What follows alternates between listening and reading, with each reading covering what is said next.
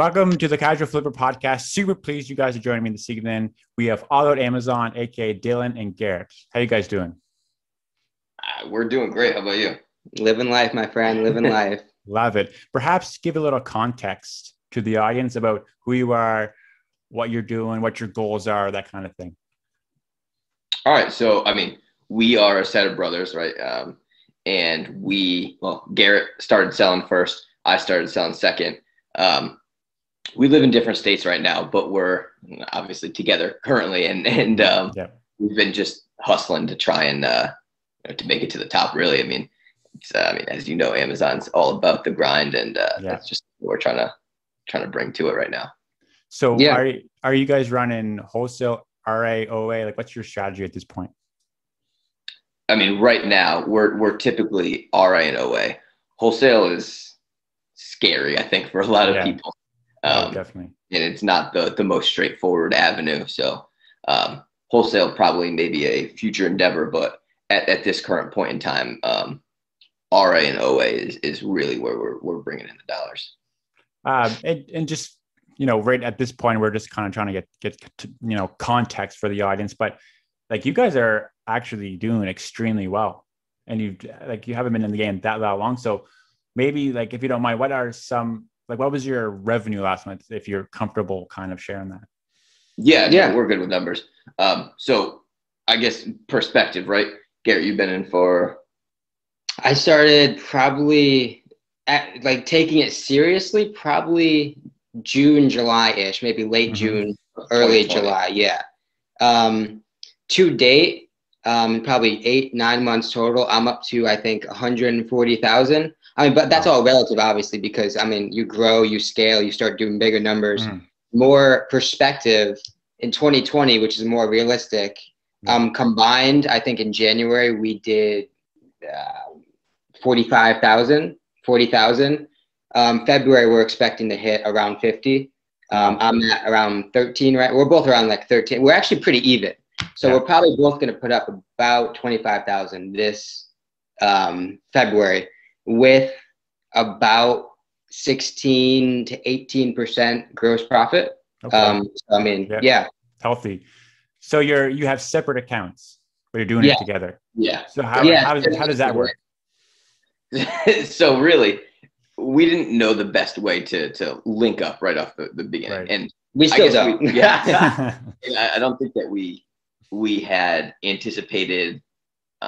So I'll take over. So I didn't expect Dylan to grow and scale as quickly as he did. Okay. He started taking it. I'm about 5 months to 7 months in, somewhere like in that range. Yeah. So to kind of take you back to the beginning, I started at the beginning of quarantine, because we both have full-time jobs. I had a full-time job, and I was serving on the weekends because I get bored super easy. And so quarantine hits, the serving job ends, and on the weekends, I'm like, okay, well, now what do I do? And so I had previously followed a ton of resellers in the community, all putting out value, all talking about what they did, super intriguing stuff. So that always piqued my interest. Right. Quarantine hits, everything gets shut down. I'm at home. I'm like, okay, well, now I have all this time. Let's see what this reselling stuff is all about. So I get into it. I start reselling. So we do a 4th of July camping trip, and I show up to the 4th of July camping trip with a trunk full of pool filters. So I don't know if pool filters were huge this past summer. I don't know if you tried selling anything in that zone, but it was fire this year. Yeah. And so I've talked to Dylan before this July 4th camping trip. I had spoken with him briefly about reselling. He kind of thought it was a joke. He didn't really take it too seriously. He saw a trunk full of pool filters. Then he started asking questions. He's like, bro, what are you doing? I start explaining the business. I start telling the numbers, explain the numbers.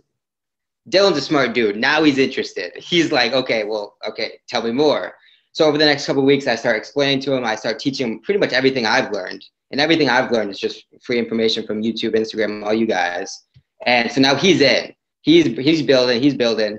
And now couple months in, he's putting up $15,000, $20,000 numbers. And so now it's like, okay, we're both doing double-digit thousand numbers. Now, how do we work together? So essentially what we came up with is, so as it stands now, we're essentially running our separate businesses, but we're just obviously essentially providing leads to each other. So we have like a Google Sheets document, which we leverage. We're always updating.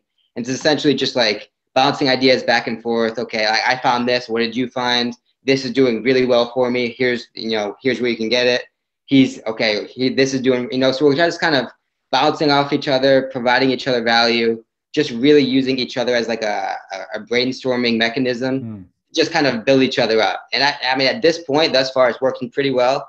I mean, ultimately, I think the goal we would like for it to be is to, have one business focused towards the same numbers. Being in two different states at the moment, kind of intimidating, kind of like complex, more so than just, two dudes just building a business together. Yeah. It's that plus another added factor of, okay, well, you're 3 hours apart. So that's kind of at where we're at right now. Kind of a long-winded answer to your question. Well, yeah. So that makes me think of a few things. Like I can see the benefit of it in terms of, it's like you are partners, but if you don't agree on a certain lead, then you can kind of take a risk on it because it's your own account and you don't have to worry about, like your business partner not agreeing with it or whatever. So that part is kind of nice because you're still running like your own business in a sense. But what I don't know is, in terms of, I don't know, taxes and stuff like that, like business, like that, like I don't know if there's any logistics that you could benefit from being like a one business rather than the two. But would you agree that it's kind of nice having your own account, or you think it'd be totally fine if you had just the one? I think personally, linking accounts to form one business financially, there's more tax breaks as your business grows, right? Yeah. And as well, the sourcing budget obviously increases. We each have our budgets that we stick to and everything, but once we stick them together, and we're both doing double the work, right? I mean, sometimes we're selling the same products. We each have that setup time and then the time and then whatever. Say we're doing twice the numbers, right? We're shipping twice of the exact same product. We're saving a significant amount of time in terms of setup and to do the same product, the same work, the same exact items. It's just, it would make it a lot simpler in order to do it. True. Split it up. Yeah. And it's actually funny. This is literally a conversation we had probably like 3 nights ago. We touch base probably 5 or 6 times in a week.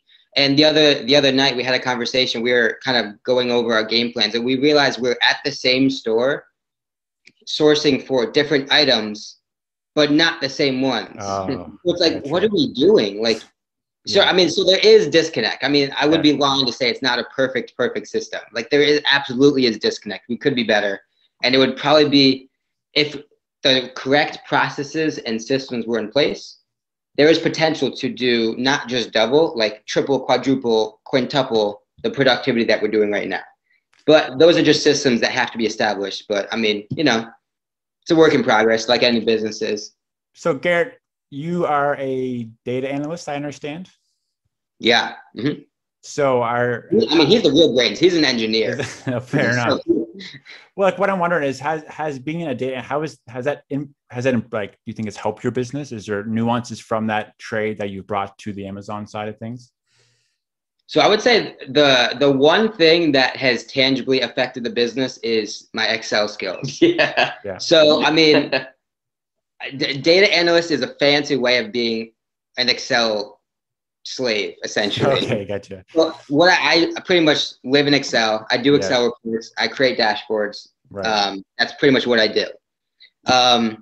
So, I mean, I have used the exact skills that I have developed from working in Excel so much 8 or 9 to 5 in the document that I was telling you about, the shared document that we use. So that has been a tangible impact. Apart from anything else, I don't really know. That would be huge though. That's a huge, huge thing. Just the fact that you have that sheet set up, assuming that you're collecting like sales data with it, you're ahead of the game, because a lot of people don't look at that stuff. Yeah. Another thing though is things like Inventory Lab. I don't know if in the book game you use that software like that, but if you're just working out of Seller Central, you're missing a lot of your numbers. Oh, yeah. and really getting in software. He had tried to get me into Inventory Lab, and I refused for so long. But as soon as I took their free trial and moved all my data there, you get the exact health of your business and like instantly. There was things that I was probably selling for a loss through Seller Central, just guesstimating my profit margin and stuff. And then when Inventory Lab gives you that big red number saying that you've sold this for negative 70 cents, you learn pretty quickly that you need that data. And I don't know why it's not available through Seller Central, but tools like that, are critical. Critical. I know, totally agree. And it's unfortunate because I'm Canadian and it's not available here, which is a huge bummer because really I hear everyone's used, but so we have this really nice spreadsheet that we track everything, but I have Seller Board, which I think is kind of the same thing. Like I input all my cost of goods there. And when an item sells, it shows me the profitability of it. And I can go back and look at sales history, stuff like that. So I think Seller Board is pretty similar, but I don't think it's quite. Those are some of the most critical numbers anyways. For tax purposes, you get the profit, the P&L on Inventory Lab, and that's pretty important. But just seeing the per product profit is massive because I get a previous day sales report sent to me every month, every day.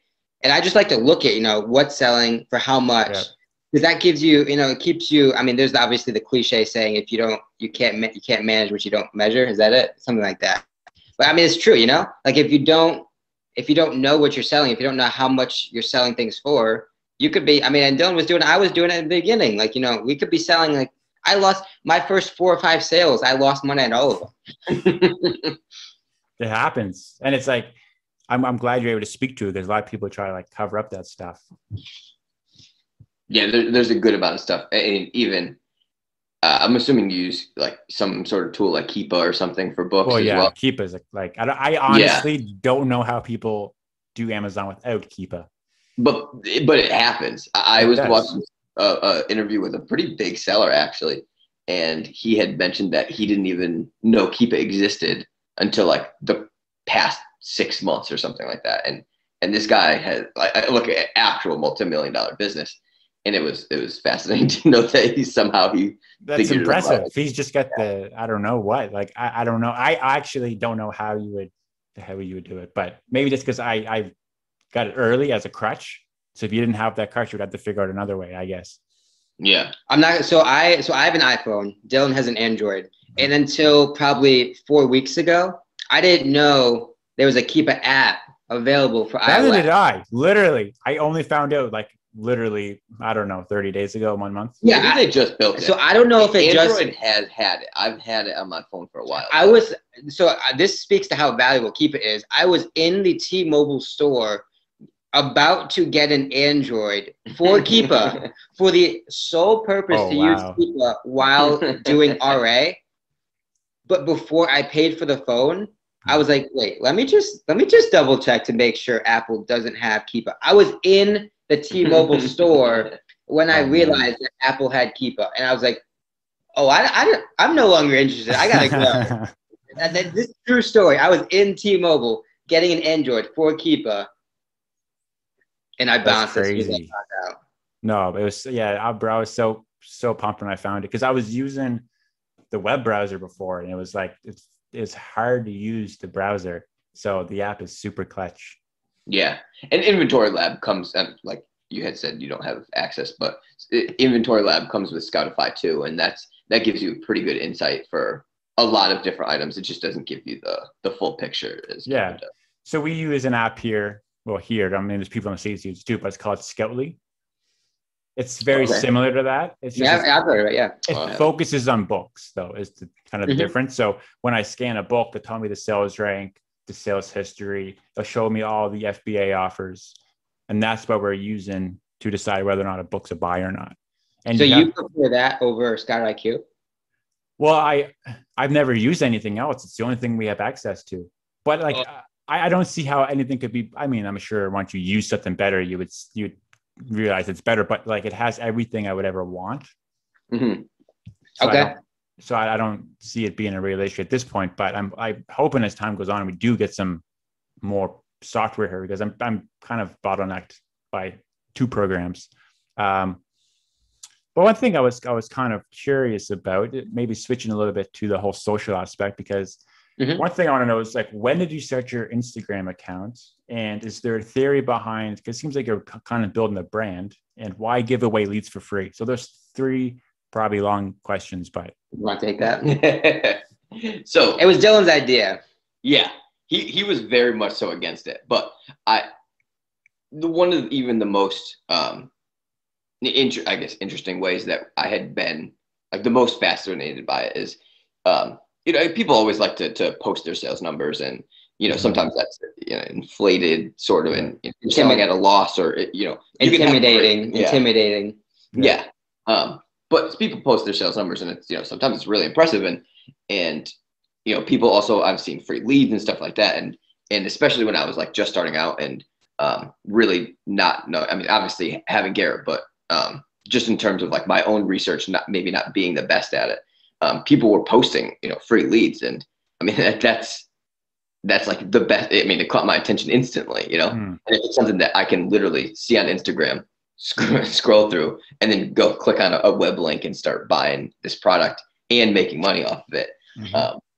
I mean, that sort of thing, got me hooked. And, everybody talks about the reseller game like it's like a competition, but I've heard some other people mention it as though it's not a community. It's a community. Yeah, totally. So really, we're trying to, give back to some of that, and really, build something that people can. It's a great way to kind of build loyalty to your brand that you're building. I mean, I think that's kind of that was the initiation of it. It's just kind of starting off just to get our names out there, to build that trust, build that, of transparency, to share the same sorts of leads. Yeah, things we sell. The same things. I mean, we don't sell everyone, but we sell some of them, absolutely. So that was a factor of it. But at the same time, like, I wouldn't have gotten to starting off the place that I got to without the help of people on Instagram offering their help for free. Totally. You know what I'm saying? And me at the time being by myself, learning, making a ton of mistakes, completely discouraged at some points. I, messaged people on Instagram, had with every single question I had, and there was a lot of them. And people were very willing to help. And so it's a major sense of just providing that same value that I received and that Dylan received back to anyone we can, as sort of like a positive karma sort of thing. You know what I'm saying? Because we owe it to everyone that it's kind of just like passing the torch. You know what I'm saying? Leaving the community better than what we entered it as. Adding someone else a knowledgeable. Because we have learned a lot. We've been through a lot. We have experience. We're doing great numbers for where we're at. So any value that we can provide to other people, we want to do that. Absolutely. And plus, I love that. At the end of the day, it will help us as well to have other people learning that we can lean on if we need something as well. You got it. Totally. No, that's the name of the game. And it's there's fun. The reselling game is like, there's funny sides to it. There's the thing that happens that I hate, and it's like sometimes, when I'm on TikTok or different social platforms, someone will make a post about how to resell. And they're like, buy this thing for $1 at Target and sell it at Amazon for $15. And it's like, okay, that's actually helpful information. Yeah. They're teaching you the thing, but then the comments, these platforms aren't giving it just to resellers. They're giving it to regular people. Yeah. And then the comments, they're getting blown up like, oh, this makes me not want to shop on Amazon. And like, resellers get mega hate. There's like a there's this thing that if you're a reseller, you're kind of a piece of shit. Like, that's just kind of. But I saw some of that today. Yes, you're right. But in the grand scheme of, everything, anyone that's very good at something receives hate. Oh, 100%. Sports. LeBron James is the best NBA player. Okay, I'm not going to get into that argument. Yeah. He's very, very, very good. Yeah. And he gets just as much hate as anyone else. So anyone is susceptible to hate that's any good at anything. I don't think I'm not down for it. Like I hate to see it, but the reason that people make is that you're providing value. You're bringing it to Amazon, so you don't have to get off your sofa. No one has to spend $15 on that item. Like they choose to because it's convenient and it's gets to my door. So like you are actually adding value, but that's just like a weird nuance that exists in the community. And then there's the resellers that are just trying to, they can't build their own reselling business. So they try to teach it. And then that side of things on like YouTube and stuff can get a little mucky. But then there's like this other side of the reselling community that you're referring to that I've had a good experience with, where it's like the good guys, I guess. Yeah. And like we all help each other. And like everyone I've had on the podcast, super helpful, positive people, just looking like we had like Amazon lit on, and they were like, Eric was amazing. Like the information he provided was just so that real. Guy, he's like, huge. Super good. Happy Hustlers. They're amazing. I absolutely love them. I mean, that was one of my biggest mentors. Yeah. For the first months. Nina was amazing with every question I had. Oh, she's amazing. So they were on the podcast not too long ago either. It's actually a very good episode. But these are the good people. And like, this is the part of the community that I love. I remember when I first started my Instagram account, I put a post because I was so excited about my sale and stuff. And I actually made a post with my store name in it, which I didn't realize was a huge no-no, because people will try to buy stuff, leave reviews, whatever. And someone who didn't know me, I had like 12 followers. They were like, bro, you definitely should not post your store name. And I was like, damn, this is very cool. In a community that you think that they would be like, oh, he posted his store name, that's competition for me, let's go screw them. It didn't happen. People were helping me, which I thought was very, very special. It was actually the Happy Hustlers that had said, the reselling game isn't like a zero-sum thing. There's like enough for everybody. Like Amazon's a massive community, and it's only getting bigger in terms of third-party sellers, right? Yeah, I mean, and that's a part of the reason why we have no problem sharing leads. You know what I'm saying? Because the leads we share aren't taking away from our piece of the pie. No. There's plenty of pie for everyone to eat. It's just a matter of, one, if you want it, it's there for you. You know what I'm saying? Well, about the sales is that, so like, we don't necessarily love posting our sales, but it's sort of in like there are so many people that, offer and sell things without any sort of sales. You know what I'm saying? The YouTube ads. I don't know if you've seen the YouTube ads. It's so cringy. One of the weaknesses of our human, personality is like the comparison. And so I'm saying, like, I don't want to post our sales against and have someone who's just starting out get discouraged that, okay, well, they're doing this, like, what am I doing? Like, everyone follows their own path. Everyone grows at their own rate. Like, everyone has their own capital to invest in the business to influence that growth. You know what I'm saying? But like, posting sales, I think, is a sort of a transparency aspect of it that's sort of a necessity to to it be able to provide the free value. You know what I'm saying? Yeah. And it could be inspirational for some people if they see where you were to where you are. Depending on the personality, absolutely. Yeah. There's always two sides of the coin. There's everyone looks at things differently. Yeah. It's just one of those, I guess it's almost like a vanity metric in some ways. Like, like really, it's like, oh, like my sales are bigger than your sales, but it's like there's so much that goes behind it. I learned in June. If they're bad, then it doesn't matter how much exactly. You sell. June I had at the time was my craziest sales month. It was like I did like 10,000 or 11,000, which was a lot for me at that time. But at the end of the month, I had no money. I was so confused. Like I'm posting these numbers and I'm actually not making money. Yeah, I operated like the first 2 months of my business like that. Because I had no one to audit me. Like, so Dylan, right from the start, I was like, bro, like, you need to stop selling this, this, and this. Like, you're not making anything. Yeah. You know what I'm saying? But that was sort of the thing that's a major part of why Dylan grew so fast. You know what I'm saying? Is he had someone to tell him the truth and be like, you need to stop this and do this. You know what I'm saying? Which is super helpful. Yeah. Because like there's a difference between, which I've learned now, is like profit and cash flow are different.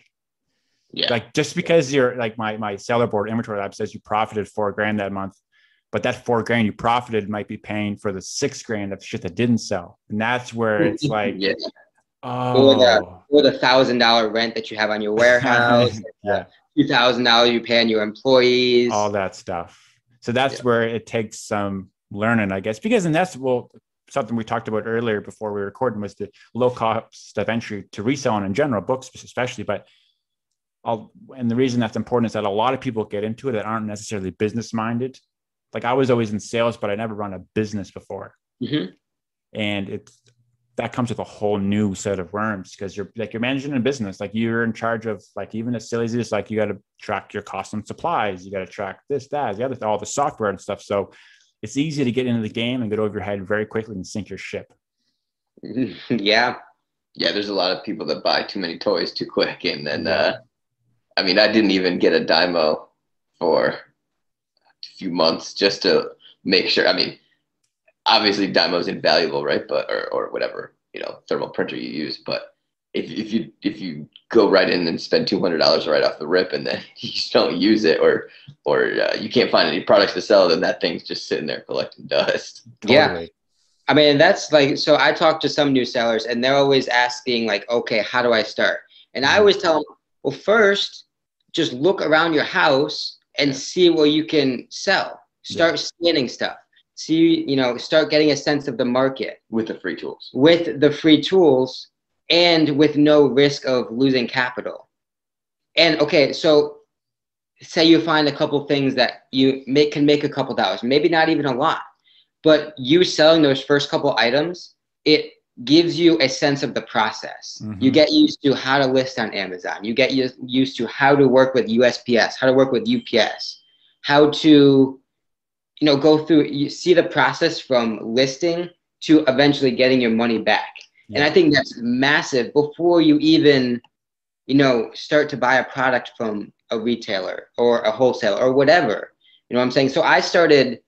so you probably don't know like my whole Amazon story, but I started selling books and a lot of it was free books from Facebook. Mm-hmm. And so I would pick up all these free books, scan the ones and send in the free ones. And then I would list for free on Facebook the ones that were non-profitable and I would get rid of those.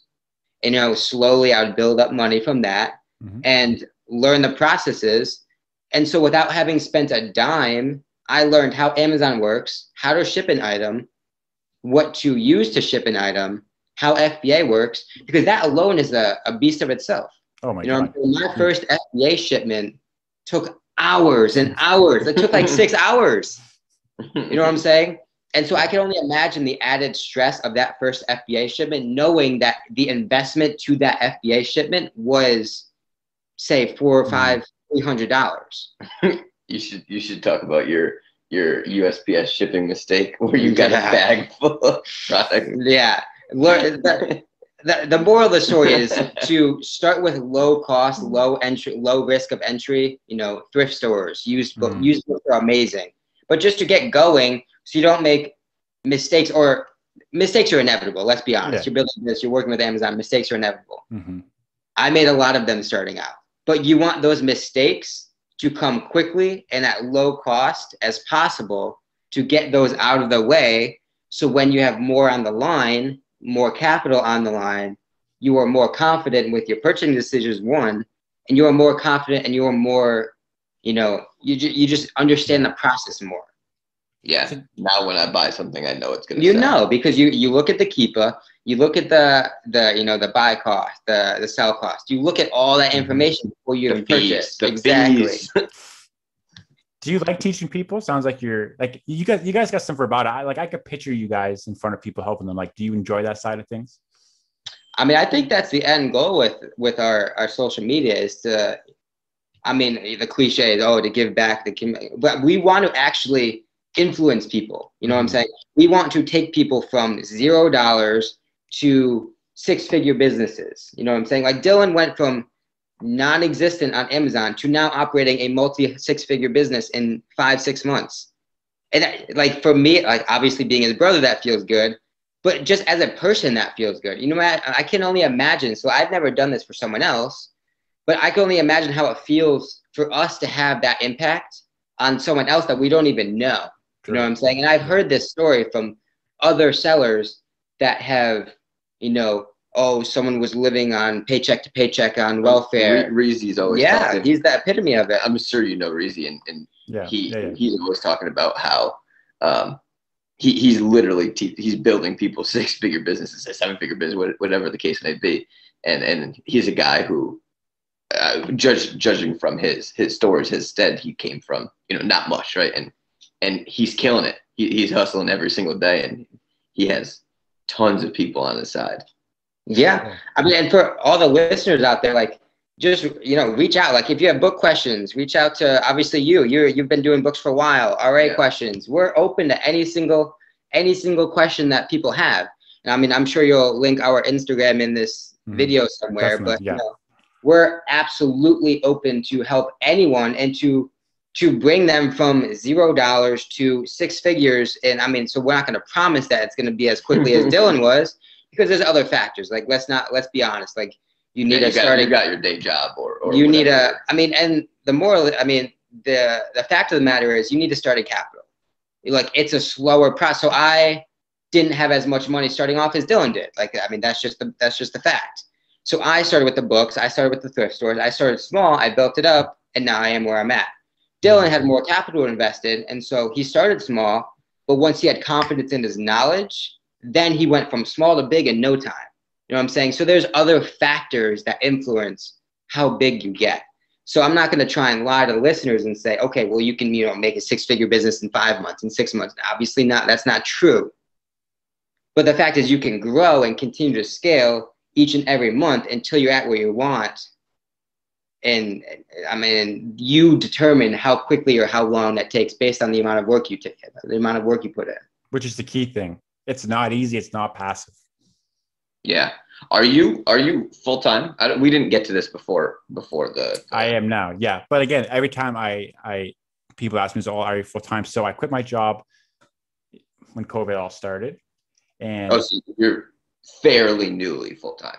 Right. So I had been doing it part time for all, but I need to be very clear. It was like a COVID release I worked, so the government paid me for a long time. So I was basically just on unemployment, but building my business, which was super clutch, because I think it's amazing if you can work and invest that money into your business and not have to take money out of the business. Yeah. Yeah. So we're blessed that we both work remote, which is I mean, amazing. That's like, obviously, I guess probably the perfect storm. Yeah. You know what I'm saying? Because we could potentially have, and don't go tell our bosses this, but we could potentially have a slow day at work and, stop working at 2 and start packaging shipments or start sourcing at 2:30. Right. You know what I'm saying? We don't have to commute. We don't have to go anywhere. We just kind of turn our brains to Amazon mode and just, do our work. So, I mean, that definitely is another influencing factor in the scaling ability. Like we have, Yeah. So like I could pay myself now. The business is finally at a point now where That's huge. Good for you, man. Finally. It took a lot, and the thing that you would know about the book business is that you might send in one shipment that you spent $200 on. You might not get that $200 your profit back for 6 to 5 months, depending on. Yeah, there's a span of 1 to like 6.5 to 8 months where you see the span of that money come back. Exactly. So the magic of books is the compound effect. Yeah, it's sending after week after. So eventually, like Steph, you said, in 6 months ago, it's becoming profitable. But then once you've done it for a couple of years, you're always in that profitability phase. But how many different listings do you guys have right now on Amazon, roughly? How many listings? Yeah, like are you sending do you have like 10 products that you're selling a lot of, or is it like 50 products? I think total listings. I was just looking at my repricer. My total listings is somewhere in the range of like 150 to 200. So it's not a massive catalog by any means, but that's a good size though. The things that I know for myself and Garrett typically as well is like high volume like stuff, things that are moving. When you're looking at the Keepa, that sales rank is always dipping down. You're getting your cash back quick. You're in a constant state of turnover. Yeah, typically with the stuff that we have been flipping, I mean, we can, if we're doing RA, we can be in the store one day and we can have it listed and have it selling that night within hours. Some of the stuff that we went out today together, and some of the stuff that we got today is already, you know. First time we've ever done that, by the way, actually sourced in the same store together. Yeah. But yeah, I mean, like, so this might actually get into the weeds of like actually how Amazon works, but like the way I look at the inventory we have is sort of like different thresholds. And so the fast movers are the highest velocity products, stuff we'll list today that we expect to sell with the next couple of days. That threshold of products, we're willing to accept a slightly lesser ROI because we know that money will come back quick and we'll have that money back faster than other money. And then there's a middle threshold where we'll sell that product within like a week or two. That raises the ROI threshold just a tad. So now we're talking maybe 35 to 50%. Any product that we in our minds are expecting to sell past 2 weeks, 3 weeks, 4 weeks, now we're talking 50, 60, 70% ROI because with Amazon, cash is king. You know, you've probably heard that a million times. You can only spend and you can only grow and you can only invest the cash you have. So if you don't have that cash in your pocket, it doesn't do you any good. You can't buy product, you can't grow your business, you can't make money. You know what I'm saying? So if you have a bunch of profitable inventory that'll all make you 90% ROI, but it won't sell for another 3 weeks, it doesn't do you any good. So I think you need to build a successful OA/RA business of, you need different levels of inventory. You need some of the big hitters, some things that, will sell, maybe 400% ROI. Yeah, maybe really we'll sell a couple times a month, but when it sells, you'll make $50, $60, $70 gross profit bottom line. That's cool.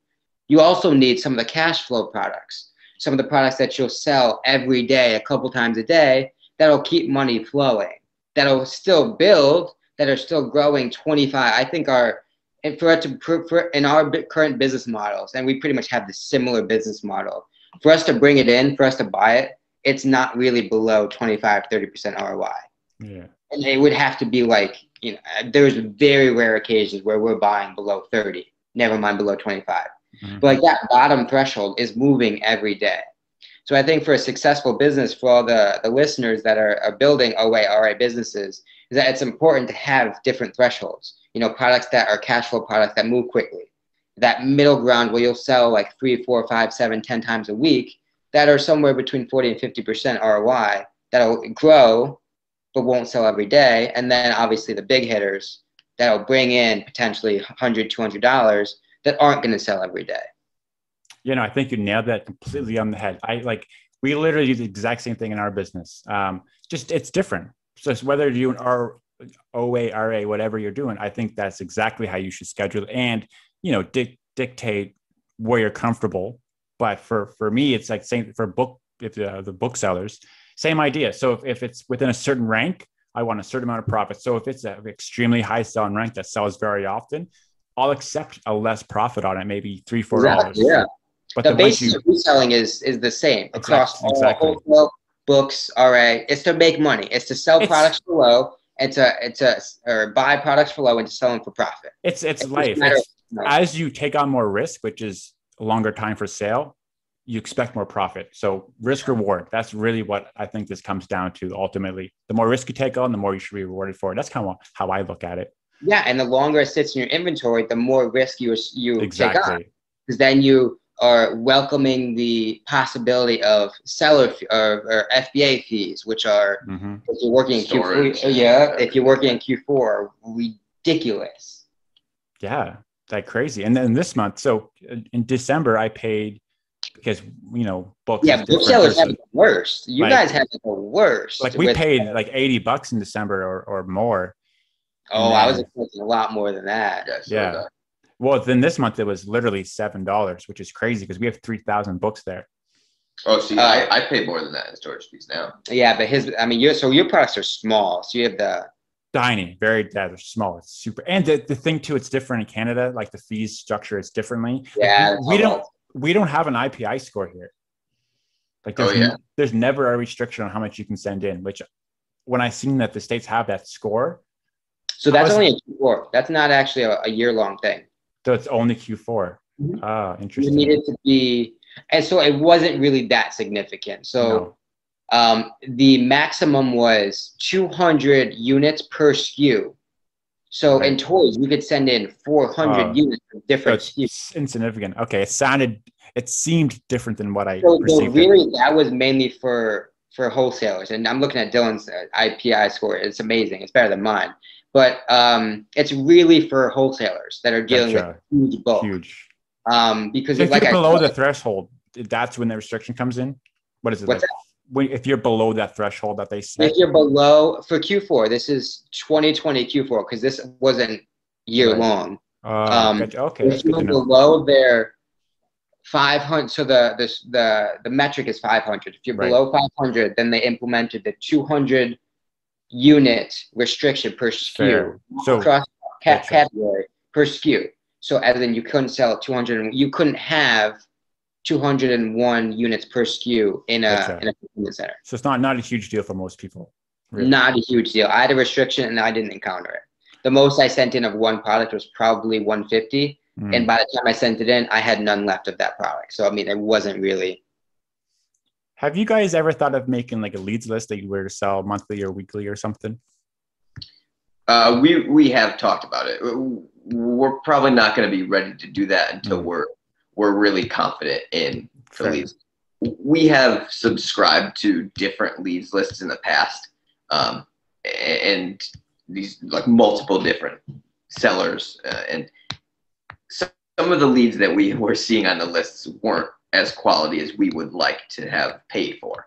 So we want to be sure that we're actually like providing something that's pretty good. I know a lot of people they're running their TA and they're dumping that into a spreadsheet, but we want to actually be given something that's really, really good and actionable, you know, not things that you have to like take and then comb through yourself and then choose again. You know, we want good experience that strong leads. And I think to add on to that is we're willing to take our social media kind of wherever the community wants it. And so if tomorrow we get 20, 30 requests for a Discord, a leads list, then of course we're going to provide it because that's what people want. Yeah. One, we're not in the game to rip people off. So we're not going to try and provide something that doesn't provide value. That's the first off. But we're also not going to provide something and try to provide something that people don't want. So as we're building, as we're growing, if people like what we offer, and if people want what we offer, then we have no problem providing more of it. But so I guess long story short, if there's a demand for it, if people want it, then we have no problem offering more of it to the people who want it. So I think our main strategy with the social media is just kind of to go where the wind blows, you know, kind of take it where the community, our followers, the people who we are trying to influence want it. And I think that's the main goal, because we're not trying to influence, we're not trying to help someone who doesn't want to be helped, because then we're wasting our time. And obviously our time is very valuable, having full-time jobs, running Amazon, this, that, and the other. And so we're only trying to help people that want help. And so if people want leads lists, then we're going to provide them as much as they want. You know what I'm saying? So that's kind of where we're at. Okay. So you might do it, maybe not where you subscribe monthly as a mass audience, but maybe if you had 4 or 5 people message you at one point, you would just do it just for them. Something like that. Whatever. We can cool. We have enough leads that we source, and we have enough leads that we don't have enough capital to source. Yeah. So I mean, at this point in the game, we are very confident in our ability to source. Yeah. And someone who isn't as confident but still wants to reap the benefit of the leads, of profitability, of building an Amazon business, we have no problem helping them. You know what I'm saying?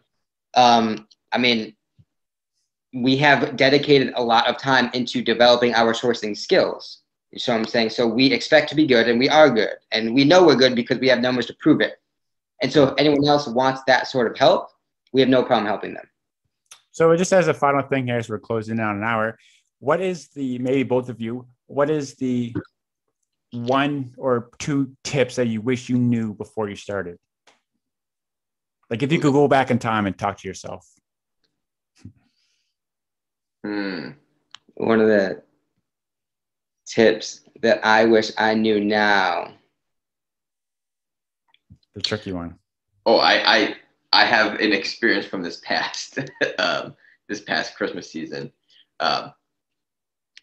so you don't, obviously being from Canada, don't have USPS, but USPS this past year was extremely slow. Mm-hmm. So there was a lot of, around Christmas time, right before the holidays and everything, there was a lot of the premium shipping options. And for whatever reason, my expedited shipping, my second day shipping, all that stuff, I got it out as absolutely fast as I could. It always gives you your date and everything. And my premium shipping options, nearly none of them arrived to the customers on time. And that was not due to anything that I had done, So personally, myself, next year, I'm going to work a lot more getting my stuff in for these seasonal type of things, the toys, this holiday type of seasonal items, all that kind of stuff is going to get into Amazon quicker this year, because offering the premium shipping for myself, it didn't turn out good. It was just a mess with people trying to get returns and things like that. Yeah, gotcha. So for me, man, I think it's just honestly, this may be a cop-out answer, but it's just simply to just, put ego aside and just work. In the Instagram world, in the social media world, you see all these numbers, and starting out by myself, I had an expectation to compete with all these big dudes. And this forced me into a lot of decisions and a lot of actions that I weren't probably the smartest, because I wanted to get to there. You know what I'm saying? So I sourced things nonchalantly without checking the gating information, which for any new sellers is massive. Don't purchase something unless you see if you could see if you could sell it. That's a disclaimer. I'll save you a lot of money by doing so. I've donated a lot of products that I purchased that I couldn't. Anyways, getting back to my point, man, it's a process. You just got to put your head down and work and keep working until you get to where you want. And, don't compare yourself to, the casual book flipper or Weezy or any of these other big dudes. Everyone follows their own path, and your path is, unique to you, your financial situation, your family situation, your time situation. You know what I'm saying? And so you take your own flow. It may take you 6, 7, 8 months to get to 100,000, and that's cool. It may take someone else 3 months, but they also had $30,000 more to source in inventory. You know what I'm saying? So everyone follows their own path. And me, being the competitive person I was, I probably took things, or tried to take things, a lot quicker than I should have. In my second month selling on Amazon, I brought in revenue probably 22,000. But was that the same profitable 22,000 that my 22,000 now is bringing in? Absolutely not. That gross profit was probably less than 10. It was probably even closer to 5. Whereas now I'm closer to 17. And that a main contributor was the fact that, I saw all these big dudes and I wanted to be them. I wanted to put up these big numbers. I wanted to, do the things that they were doing. And that was because, my ego was kind of pushing me. And so, to any listeners out there, and obviously this is a lot easier said than done, but I would just, beg you to just, don't compare yourself to anyone, because their situation is different and you don't know their situation. To just work, have unreasonable persistence, because things will not go your way. Things will go wrong. You will want to quit Amazon probably 7 times in the first week. You will want to quit Amazon probably 45 times in the first month. But you just need to, push through all that. You'll probably have 30 packages from USPS show up returned on your doorstep, as I did. But you know what I'm saying? Stuff is going to happen. Things are going to go wrong. Obviously, it's life. Things are going to go wrong. You're building a business. People go 4 or 5 years to college to learn a career and to develop their skills for a career that they'll spend the rest of their life in. Any listeners out there, you have the ability to commit 6, 12 months of your life to developing skills that can provide a career for your family for the rest of your life in Amazon. E-commerce is a legitimate career. You know what I'm saying? And you can learn those skills, first of all, for free without any college debt. So that's obviously crazy. And you can learn that from the comfort of your own home at any time you want on Instagram, YouTube, whatever, TikTok, whatever. I don't do TikTok, but any platform you want. So I would just, just say, put your head down and work and just get rid of any excuse you want, because no excuse you come up with on Amazon to justify not getting where you want, except for the capital situation, because obviously that's not controllable always. But it's just not acceptable, because any information, if you look hard enough, obviously there's a lot of fake information, as we all know. But if you look hard enough and you find the right people, the information is there.